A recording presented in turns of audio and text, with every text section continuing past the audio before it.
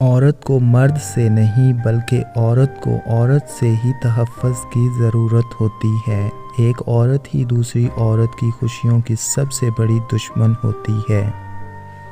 جو تمہارا نام اپنے گھر والوں کے سامنے نہیں لے سکتا، وہ تمہیں اپنا نام کیا دے گا؟ کسی کے جرم کی سزا کسی اور کے کھاتے میں ڈالنے سے انصاف کے تقاضے پورے نہیں ہوتے۔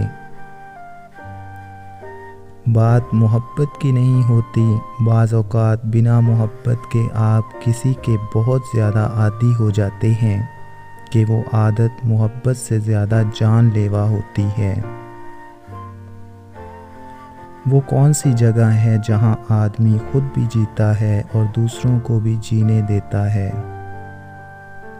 عورت صرف دو جذبوں کی طلبگار ہوتی ہے، عزت اور محبت۔